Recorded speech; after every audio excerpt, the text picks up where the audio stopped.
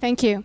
The three people that put this project together was Elahe Emane, Alice Yardum Hunter, and myself, Dorit Safis. And we organized the day. You have a handout. So if you just look at quickly over your agenda, you'll have a sense that we're going to begin with a panel presentation, and each panel has specific information to share with you. We will then, and Elahe Emane, who's in the middle, will be moderating. We will open it up for questions for about 15 minutes. And then we'll go into the second section, which is our processing of the information. So dialogue at each table, which is facilitated by one person at your table who will introduce themselves to you, of course. And we'll continue working through the day, arriving at the end at a presentation of what happened at each table, and then a short conversation of next steps. Okay? So Elahe, please. Our next speaker is Miss Alice Yardum Hunter. She's a very prominent lawyer, immigration lawyer in California, and we had the pleasure of not only coordinating this event together, but just listening to her expertise now. Thank you. Thank you, Elahe. Thank you, everyone, for being here. I'd like to get a show of hands first to see who our audience consists of. Are there any permanent residents in the audience? If that's okay to, this is a safe place, as much as you're going to find one. So, U.S. citizens.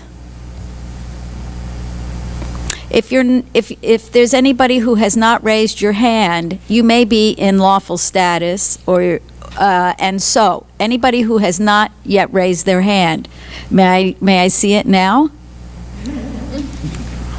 Okay, well, I'm going to address all of the possibilities, which are undocumented people, which means people who entered illegally, or it could be somebody who's in an expired status, permanent residents who can live and work in the United States indefinitely, presuming that they don't become deportable or do something to prevent themselves from being able to re-enter the United States. They don't have carte blanche like U.S. citizens. U.S. citizens can live and work in the United States forever. They can live outside of the United States forever. Makes no difference. They never lose it, except if you intentionally renounce your citizenship, or you've done something in the process of acquiring it that it was illegal. So that would apply to people who were not U.S. citizens at the time that they were born.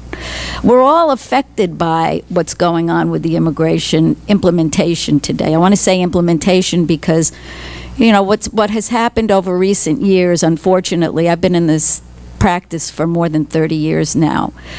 Over more than 10 years, we haven't had any significant legislation around immigration. And so what we've had is executive orders under President Obama, which most notably is the DACA status, which was for childhood arrivals who came before they were 16 and have either completed high school or are in a program to complete it and apply before turning, I believe, the age of 30. These are people who, some of them believe they're U.S. citizens and they're illegal. Their parents haven't shared with them what their immigration status is. This is the only home that they've known for many of them. And so it permits people to stay in the United States for 2 years with an employment authorization and the ability to also travel with a permission to travel and return lawfully and acquire permanent residence as a result of then having made a lawful entry if they later on have what would be called a petitionable relationship. For U.S. citizens who are traveling, just like anybody else coming into an airport, you can expect that your electronics are going to be subject to inspection. You're going to be asked potentially only in a half a percentage of people who are traveling. It's a very, very tiny percentage of people who are actually inspected like this. But for that half percentage of people, you can expect your electronics, I'm talking about your phone, your laptop, anything like this that's got data on it where you can communicate with others, tablets, all these things. You'll be asked to expose your contacts, your email, private and public information like on your Facebook page. And if you don't provide the information, you can actually potentially even be taken into custody. And this applies to anybody. You know what's in your contacts, you know who you know. If there's no problem, there's no problem unless there's a mistake. And occasionally the government does make mistakes.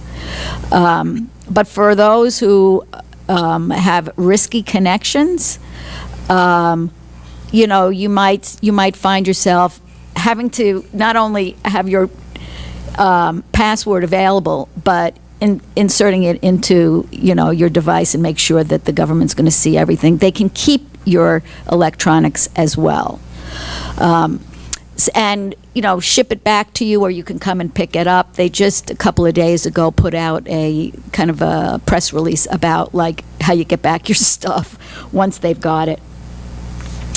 So how are people going to be detected? People who are frightened, how are they going to be detected for those who are within the United States? We just heard Apollonio say that if you are applying for DACA for the first time, you might think twice. And I know that I am engaging my clients in conversation more and more about their own legal care.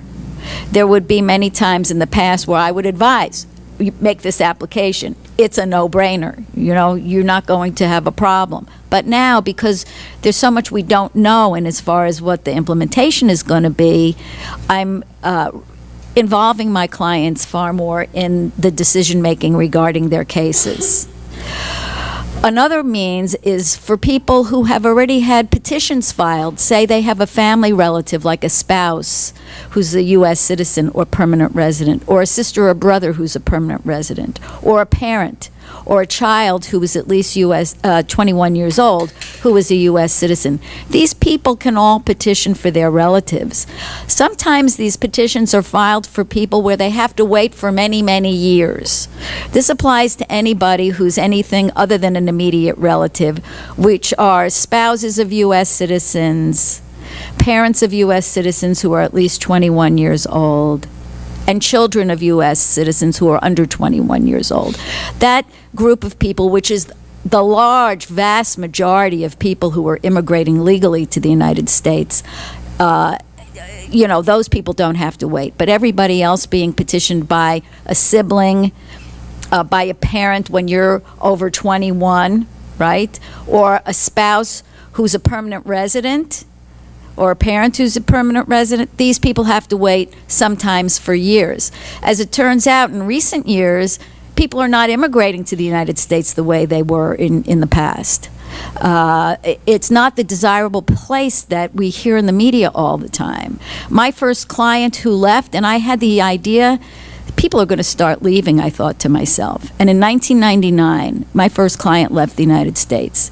She was a Cambridge University graduate in anthropology and archaeology. She was offered a position making 3 times the money, working for the largest art publisher in London. And she had to leave because she couldn't make money here sufficiently. It was incredible. And I thought to myself, I hope this is not the beginning of the end of what we know of the United States to be. I could talk here all day, really, literally. I could speak all day. Everything I've told you is not even in my prepared remarks, so forgive me if anybody was expecting something particular. I'm going to just tell you for a moment about how I got here. I give a lot of talks to law students, and when they're trying to figure out where they're going in their careers, I say to them, look over your shoulder to where you've been. And like a bird, you have put down little pieces, or you could see the pieces that were left for you, or that you yourself put down.